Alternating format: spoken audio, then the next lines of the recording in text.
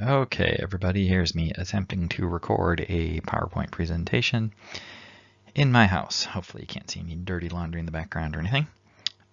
To start with today, I got a couple of announcements. One is we have a new student who's joining the class. She was going to be joining us online today, as she just got back from Korea, where she was supposed to be studying abroad, but is now going to take courses here this semester because nothing is happening over there. I also wanted to let you know that I talked to Donald Derrick, and if anybody's interested in doing ultrasound imaging as part of their project for the class, that is available as an option. You might want to talk to me about what you're thinking of doing first, just so that you can be armed with some information before you go and talk to Dr. Derrick. I did post a Word document on the Learn site with some project topic ideas within the last day or two. It's on the main page for the Learn site. I guess I'll give my presentation with my head floating down here in the corner. I don't know. Seems like a bad idea, but I'm going to do it anyway. Okay, so this presentation is supposed to be on phonological priming from the Maas, Gutierrez, and Ballard 2014 paper. First, a little background on priming, though I guess I have to turn my picture off to get it out of the way of the example I have down at the bottom. So the idea behind priming in general is that we might be able to do things to help somebody perform a task by providing them some information before they have to perform the task. Your best, most definitive cases of priming involve that information not being consciously registered by the person. And even that information, though it's unconscious, can pre-activate aspects of processing, making them more efficient when you do indeed need to process something. So, for example, a classic version of this, somewhat like what is being done in this paper, involves naming a picture.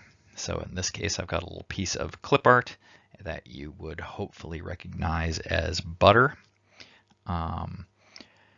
In a priming type task, you might have flanking words appear on the screen very briefly, so briefly that people may not even notice that they are there, to be immediately replaced by a set of X's in the same location, and then have the picture appear within those flanking X's, and the task for the person being to say what the picture is as quickly as they can after seeing it. In the case of doing some sort of priming, we might have flanking words like bread, which are commonly used in combination with butter, versus flanking words like chair, which presumably are generally not commonly used in conjunction with a word or a thing like butter. There's a reasonably good priming demonstration that you can do in a classroom setting like this one. This involves something called the Stroop Effect. You may or may not be familiar with the Stroop Effect, but the idea behind the Stroop task is that you have a bunch of written words in different colored fonts, and the goal of the participant is to basically ignore the word, but say the color of the font that the word is in. So for this example that I have here, the word farm is in black, so I would say black. The word pick is in green, so I would say green, and so forth. So correct conduct of this task by me as a participant would be to say black, green, blue, blue, red, blue, green, red, black, red, blue, blue, red, black, blue, green, green, blue, red, blue, red, black. Where priming can come into play with Stroop is if you somehow are using things that are associated with colors. So for example, the contrast between what I just did And a Stroop task like this, where all of the words themselves are colors that presumably create some sort of conflict with what you're trying to do in the task. So you can try this yourselves at home. For me, trying to do this, I would say blue, red, blue, black, green, red, black, green, blue, red, blue, black, red, black, black, blue, red, blue, green, black, green, red. Were we to time how quickly I did the first set versus the second set, which, given that this is a recording, wouldn't be terribly hard to do if we knew how to get the audio out of it, believe the first set would be quite a bit quicker. I certainly personally experienced struggling a lot more with doing this correctly in this set here, where the words are all names of colors and in fact the colors that are used in this particular task. You can also find Stroop effects for words for things that have a really common association with them. So something like the sky or water being blue, blood being red, and so forth can be used to create a similar Stroop effect. So if you have the word blood in a blue font, for example, it will be more difficult for people to name that font as blue than it would be if blood was in a red font. The examples of priming I've shown you so far were either priming through common association, like bread and butter, or priming through some sort of semantic relationship, like the spelling of a color word with the color itself. We can also have phonological priming.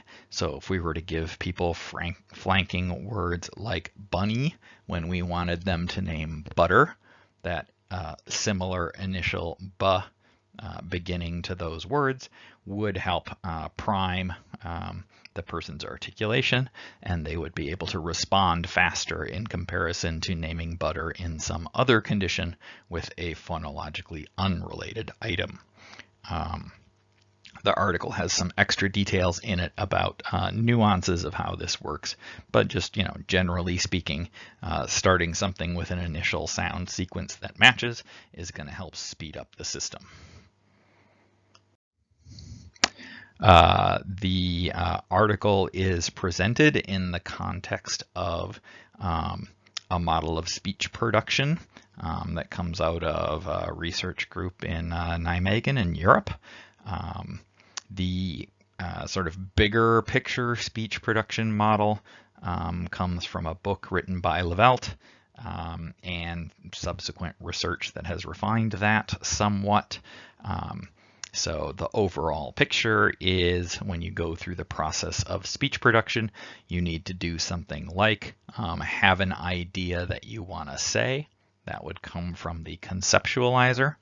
You would need to then turn that into something linguistic, which would happen in the formulator on the middle in the left, through encoding things in terms of words in a sentence, and then taking those words and actually spelling them out in terms of sound.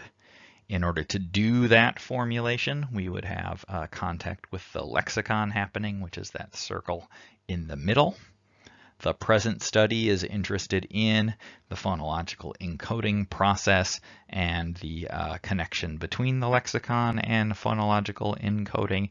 So that's where the big red focus of study arrow points.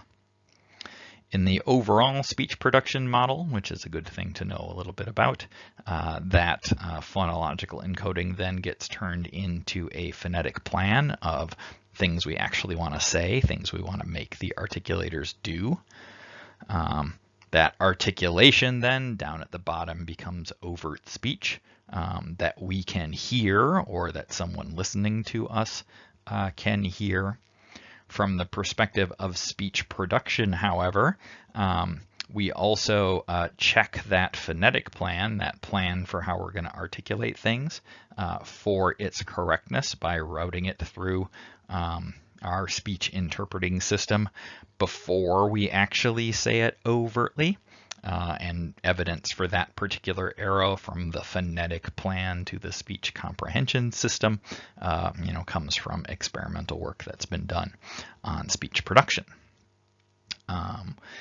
Once again, comprehension, whether you're analyzing your own speech output or planned speech output, or whether you're listening to somebody else talk, is again going to have connections to the lexicon, and would also then get fed back into your kind of perceptual system to understand the message that you've delivered.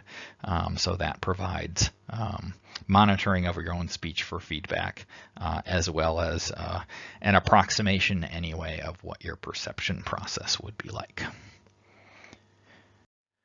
Within the phonological structure building part of this model, we have an additional model by a researcher at the same institute for how words get encoded phonologically.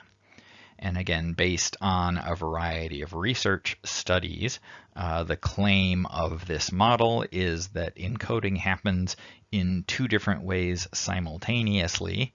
One, a metrical structure is built where things are built up in terms of feet and syllables within those feet, where those syllables are either strong or weak, where they are stressed or unstressed. In addition, at the same time, we also develop a representation in terms of the individual segments that are going to go into that metrical frame, and developing the frame and the ordered list of segments happens simultaneously, and then those two get merged together before production to create the set of syllables that were actually going to be produced, where in this model the things that go out to your phonetic planning are syllable-sized units.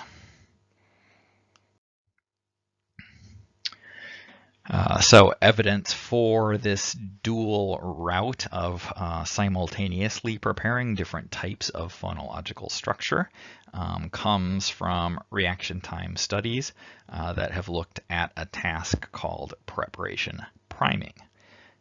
The preparation priming task is a picture naming task where you are presented with a picture of something and you're supposed to say what it is. But embedded within the preparation priming experiment are sets or runs of 3 pictures that are sometimes related to each other. If those 3 pictures have words associated with the pictures that share the initial phonological segment, and also share a prosodic frame in terms of the number of syllables and the location of stress in that frame, people's production will be faster compared to when that same picture is named next to or after some other words that don't have those 2 relationships. And in particular, both of those relationships are important.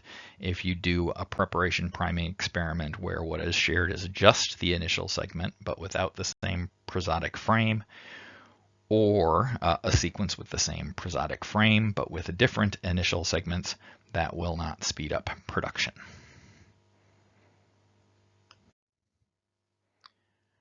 The experiment in this study used 27 different pictures to be named that had relatively easy to come up with names to identify them, so they weren't ambiguous where people would be likely to think of a different name than the one the experimenters want. These pictures were arranged again in runs of 3 pictures to go along with that preparation priming design, so that each picture would appear twice with same frame and onset items. Sorry, it would appear with 2 items that have both the same prosodic frame and onset. It would appear with 2 items that have the same prosodic frame but not the same onset. It would appear with 2 other items that have the same onset but not the same prosodic frame. And then in 3 other cases, it would appear with 2 items that are completely unrelated, not the same frame, not the same onset.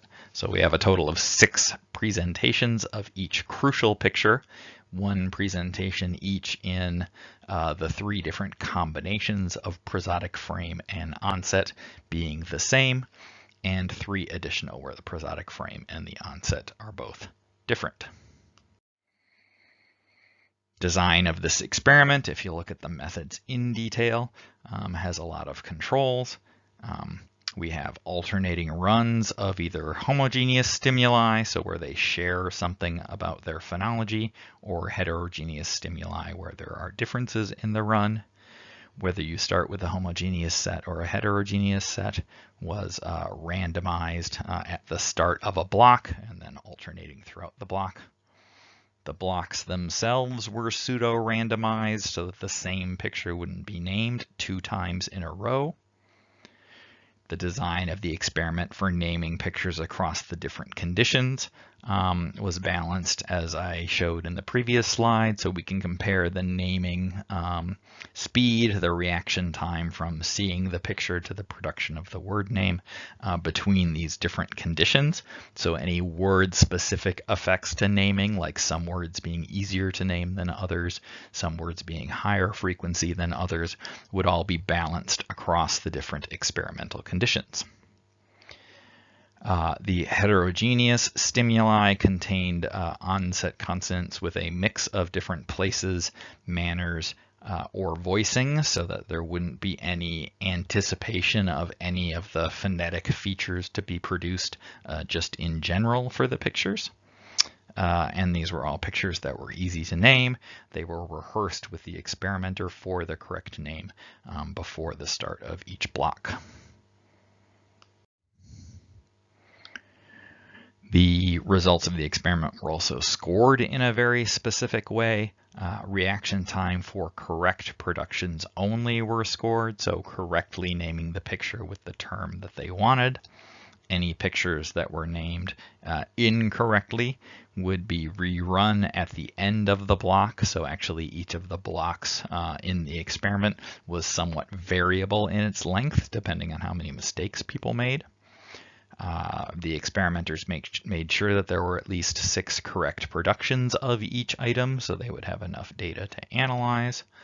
And they also took any extreme outliers in the data and replaced them with the mean reaction time to naming, where in this case an outlier was defined as something that was farther than 3 standard deviations away from the mean.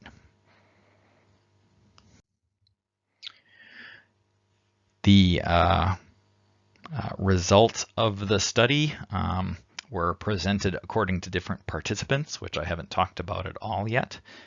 One thing this study included was a control group of just typical, in this case, older adults, because they were compared to a clinical population that tends to be older. And in this case, we have reaction times to production of the word for this group on average, given by the height of the bar, as well as variation given by those error bars. The darkened bars are the heterogeneous sets, so ones where there wasn't a match in onset phoneme, and there wasn't a match in prosodic frame across the run of 3 items. The empty or maybe light gray bars are the homogeneous sets, where there was either a match in frame or a match in the initial segment, or a match in both. And it's the both case that was the kind of important comparison that I've highlighted here. In the case where both prosodic frame and initial segment matched in the run, the reaction time was lower. The participants were quicker to name the picture in the homogeneous set than in the heterogeneous set. In the other 2 possible priming conditions, where there was either a similar frame or a similar onset consonant, the participants were actually slightly slower to name the homogeneous item compared to the heterogeneous item. So in terms of statistical analysis then, the speeding up in the both condition versus the slight slowing down in the other two conditions provided a statistically significant interaction in the analysis, showing that the combination of the two different frames together versus the other conditions produced a faster reaction time. So for those of you with a little bit of interest in speech-language pathology, there was also some clinical stuff in this article. The authors were really interested in what's going on in the acquired version of apraxia of speech. So that is a speech disruption disorder that older adults can get as the result of a neurological injury such as a stroke. Typically, apraxia of speech results in people having a reduced speech rate compared to typical speakers, people producing speech sound distortions, so their phonemes don't sound normal. They can be unintelligible or just sound wrong. People with apraxia of speech also tend to have very monotone speech where they have equal amounts of stress for each syllable rather than having a more natural alternating stress pattern like we do in English, where in multisyllabic words one of the syllables has a primary stress. If it's a long word, another syllable may have a secondary stress, and other syllables are unstressed. To go together with this reduced speech rate and equal stress across the syllables also appear to be more segregated in the speech production of people with apraxia of speech. So there tends to be more time in between syllables when people are producing. So you can think of the speech pattern as being somewhat more just syllable by syllable rather than flowing in terms of words and sentences. With the addition of individual speech sound distortions as well. The 4 participants that were in this study included 2 that also had an aphasia, which is a language disorder due to neurological injury. 2 of the apraxia of speech participants did not have a detectable degree of aphasia. There were also 2 additional clinical participants that had aphasia but did not have apraxia of speech, and those 2 participants had different types of aphasia. One was a non-fluent aphasia where the person cannot produce flowing speech very well, called Broca's aphasia. The other person had a more fluent aphasia where they can produce continuous running speech, but in that version of aphasia they would sometimes produce things called paraphasias, which is basically something that sounds like a word but can be a non-word, or perhaps is a word that makes no sense in the particular context of what is being produced. For the speakers with apraxia of speech in this task, in addition to the reduced reaction time when both the segment onset and the prosodic frame were the same, there was also a decrease in reaction time, a speeding up of their ability to name the picture when the onset segment was shared without the prosodic frame being shared. Versus no speed up in their speech in the left-hand pair where just the prosodic frame was shared but the onset segment was not shared. So this response pattern from the clinical group with apraxia of speech was different from what was found in the control group, where there was no advantage to having just the segment as a priming character across the run.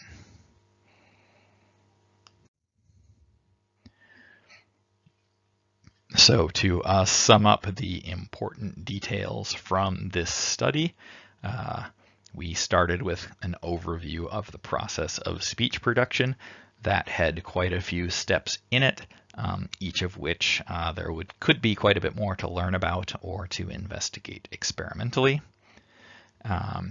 In the discussion of the experimental results, the authors spend a bit of time talking about issues in identifying where exactly a difficulty in production comes from. So let's say I do a tongue twister task with just some typical undergraduate participants. If somebody makes a mistake, if somebody makes a speech error, identifying exactly what the reason, the cause, the source of that speech error is a little bit challenging. The speech production process has this sequence of processes. Sometimes it's described as a cascade because you don't have to have one process totally complete before you start the next one. So for example, as I'm here generating sentences for you as a speech producer, once I know the first word or couple of words I want to say in my sentence, I can start to do the morphological and phonological encoding for those words, start developing my articulatory plan, even before I've exactly figured out which word is going to be, at the very end of the sentence when I'm done.